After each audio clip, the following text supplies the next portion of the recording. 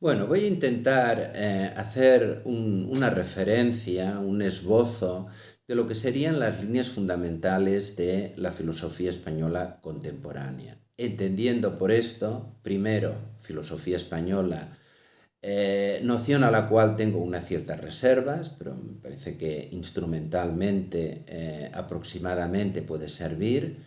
Me refiero a la filosofía escrita en español, y escrita en español en un país que es España. Por lo tanto, queda excluido aquí las filosofías escritas en España en lengua no española, por ejemplo en catalán, sería otra cuestión, o lo que está escrito en español, pero no se ha producido, digamos, en España, que es un contexto muy determinado y que esto es lo que me permite, digamos, referirme a esta noción. Contemporáneo me refiero a lo que aparece a partir del siglo XX. Aparece a partir del siglo XX y, bueno, de alguna manera hasta el siglo XXI. En otro momento podía hablar, digamos, de la filosofía que se da en el siglo XXI, ¿no? Pero ahora hablaré de la filosofía que se da sobre todo en el siglo XX. Que por una parte se iniciaría con Unamuno, que ya marca una tendencia, Unamuno con su sentimiento trágico de la vida, Unamuno que pertenece a la segunda mitad del siglo XIX, contemporáneo de Freud, contemporáneo de Husserl, contemporáneo de Bergson, con un panorama filosófico español muy desértico, por lo tanto una figura fundamental, cuya obra más importante, ensayo más importante desde el punto de vista filosófico, es del sentimiento trágico de la vida, aparecido a principios del siglo XX, pero Unamuno es novelista, Unamuno es poeta. Por lo tanto, Unamuno ya refleja, igual que Machado, porque Machado también es filósofo, aunque no tenga una obra, digamos, de la importancia que puede tener Unamuno, también es poeta, pero también es un pensador, es decir, Unamuno y Machado son pensadores y piensan también a través de la poesía. Y esto es lo que marca su línea.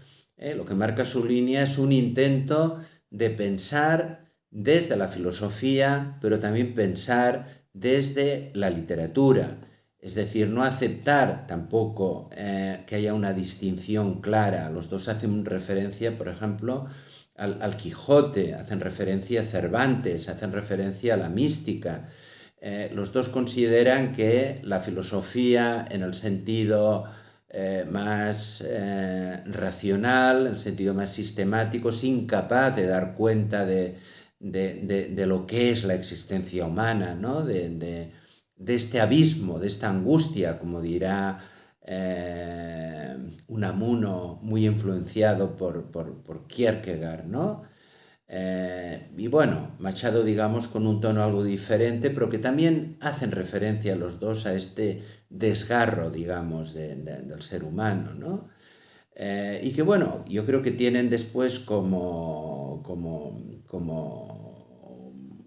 una filósofa que de hecho está influenciada por ambos y que hará la teorización de la razón poética, que es María Zambrano, ¿no? Por lo tanto, sí que creo que María Zambrano será sobre todo el elemento fundamental de esta primera concepción de la filosofía como algo que intenta superar sus propios límites, los límites con la fe, los límites con lo sagrado, los límites con el mito, los límites con la poesía, y que tendrá toda una serie de autores muy diferentes entre ellos, pero que yo creo que dan testimonio de este planteamiento, ¿no? De este planteamiento de una filosofía que quiere superarse hacia el diálogo, el encuentro con ámbitos, digamos, de no racionalidad, por lo menos en el sentido que formula, digamos, la filosofía o que formula la ciencia.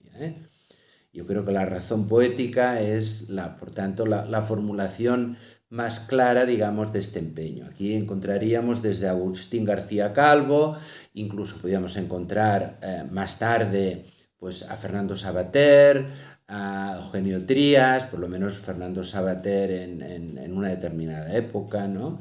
Y que bueno, yo creo que hoy tendría una representación clara en Miguel Morey, por ejemplo, ¿no? Con sus escritos que de alguna manera surgen de este encuentro, digamos, entre lo filosófico y lo literario.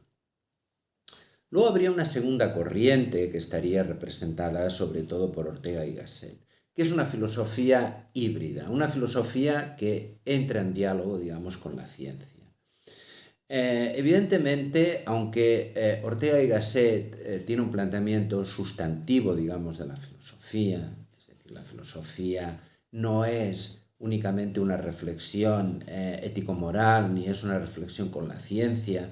La filosofía plantea, digamos, un saber sobre el mundo, ¿no? Aunque tiene que estar siempre en diálogo y muy vinculado, digamos, al presente, a las preocupaciones del presente, ¿no? Pero con esta idea híbrida de la filosofía, pues Ortega también abre muchos ámbitos, desde el ámbito que abre Manuel Sacristán, por ejemplo, con la filosofía marxista, que también es una filosofía en diálogo, digamos, con la ciencia, también es una filosofía híbrida, ¿no?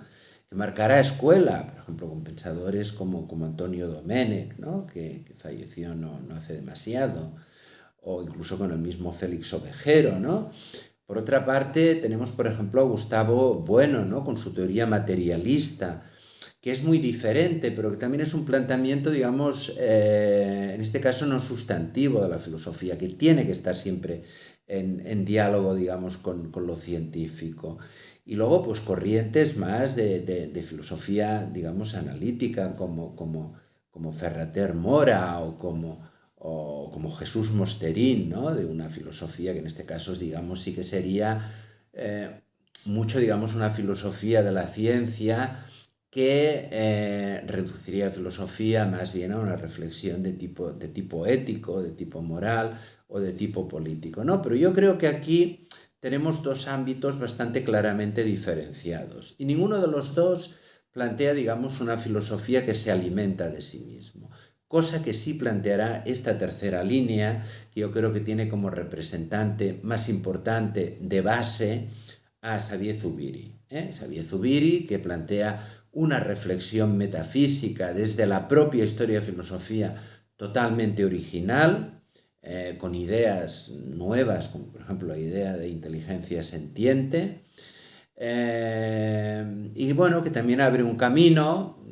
Tenemos, por ejemplo, a José Luis Aranguren, José Luis Aranguren, aunque no es un planteamiento tan metafísico, que es más aristotélico, más preocupado por cuestiones éticas, yo diría que incluso menos original que Zubiri, pero que también estaría un poco, yo creo, en este ámbito, ¿no? Y que yo creo que tiene un representante importantísimo, un pensador todavía vivo, que escribe, yo creo, textos filosóficos absolutamente fundamentales, que es Felipe Martínez Marzoa, ¿no?